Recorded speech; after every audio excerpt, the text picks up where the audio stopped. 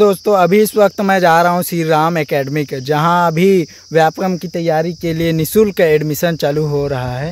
यहां कुछ बच्चों के साथ मैं मिल के बात करूंगा, यहां के पढ़ाई के बारे में जानूंगा, कैसे पढ़ाई होता है उसके बारे में जानूंगा, फिर एडमिशन लूँगा। मैं एडमिशन ले चुके हैं। आपका शुभ नाम क्या है?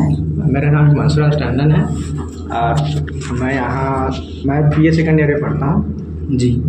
यहाँ किस चीज़ की पढ़ाई होती है? यहाँ PSC, Vyapam, SSC, banking, railway सभी की पढ़ाई होती है। आप कब से यहाँ आ रहे हैं?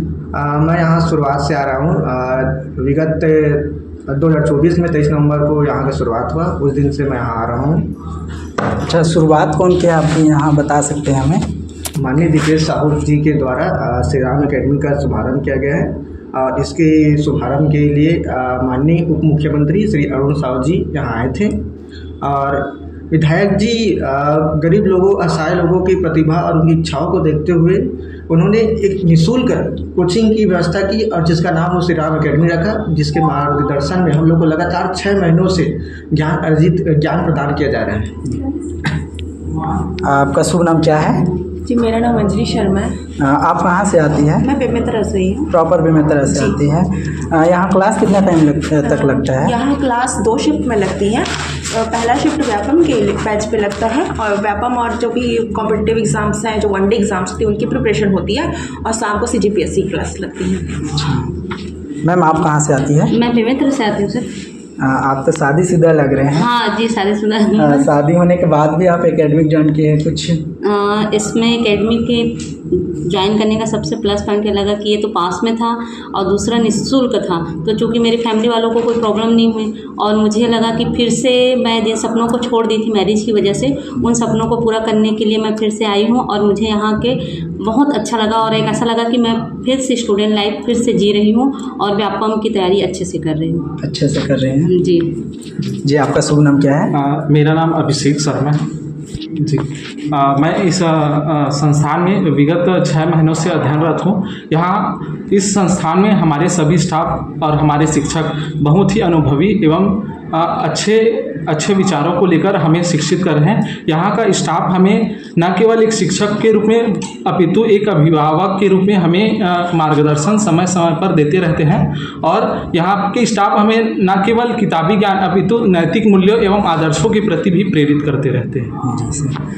और एकेडमिक में कहीं बाहर ले जाने के, घुमाने का भी कुछ रहता है क्या? एकेडमिक के द्वारा जब हमें विधानसभा परिसर घुमाया गया ना, तो अब तक मैंने विधानसभा में जो भी देखती थी संसद का कार्यकाल, जनरली मैं टीवी में देखती थी ना, मैं उसको बंद कर देती, लेकिन विधानसभा में जब मैं गई और उसको देखी, लाइव देखी ना, तो ऐसा लग रहा था कि मैं वहाँ से उठूँ नहीं और उनके सारे मुद्दे मेरे को समझ में आ रहा था और ऐसा लग रहा था कि इसको बस मैं देखती रहूँ कंटिन्यू। पर समय के अभाव से कुछ समय का अनुभव ले पाई, जो कि मेरे जीवन का, लाइफ का सबसे सुखद अनुभव था राजनीतिक क्षेत्र में, और उसके माध्यम से ही जान पाई कि राजनीतिक क्षेत्र होता क्या है और उसमें नेतागण कैसे कार्य करते हैं, अपने बातों को कैसे संसद में रखते थे। और इस चीज़ के लिए मैं दीपेश साहू जी को एकदम से धन्यवाद देना चाहूँगी, जिसकी कृपा से हम लोग विधानसभा क्षेत्र घूम पाए जी।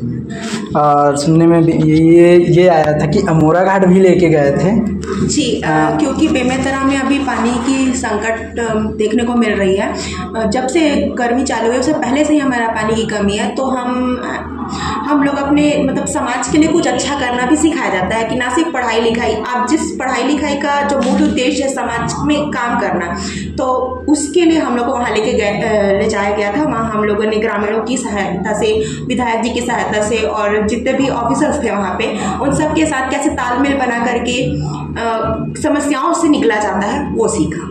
और मार्गदर्शन देने के लिए यहाँ के IAS लोग भी आते हैं करके सुनने में आया है। समय पर यहाँ CMO सर भी आए, कलेक्टर सर भी आते हैं, क्लासेस भी देते हैं और सब चीज़ों को जो भी हमने वीकली पढ़ा है उसका MCQ लेकर के, मतलब क्वेश्चंस पूछ करके कि क्या सीखा आप लोगों ने, वो चीज़ को देखने भी आते हैं और अपना भी अनुभव हम लोगों से साझा करते हैं जी। यहाँ सुविधा क्या क्या है? यहाँ AC है, AC के साथ बैठ के पढ़ाई करते हैं, टेबल है जिसके माध्यम से हम लोग को बेहतर शिक्षा दिए जाते हैं और यहाँ लाइब्रेरी भी है लाइब्रेरी के साथ बेहतर स्टाफ है जिनके मार्गदर्शन में हम लोग जो भी डाउट रहता है उसको क्लियर करते हैं। और एकेडमी के बारे में और कुछ बोलना चाहोगे आप?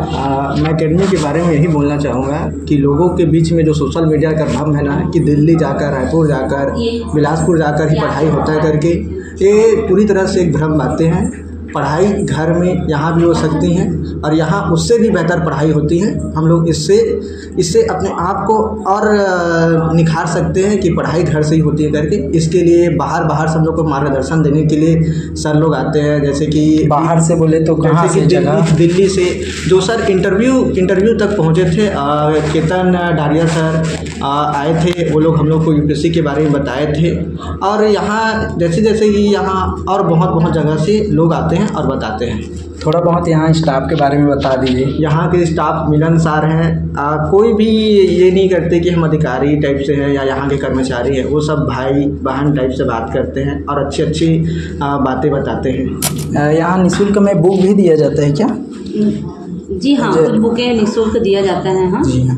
और बुक के बारे में सर लोग अच्छे से गाइडलाइंस देते हैं कि आप एक तरह का बुक ऐसा नहीं है कि इस मतलब सार तत्वों के बारे में, जो बुक जिसमें हमें सार मिले उसको मार्केट में बहुत तरह के बुक आते हैं, लेकिन सार तत्वों के बुकों को ही बताया जाता है कि आप इससे कर सकते हैं और जनरली हमको लाइब्रेरी में अवेलेबल हो जाता है।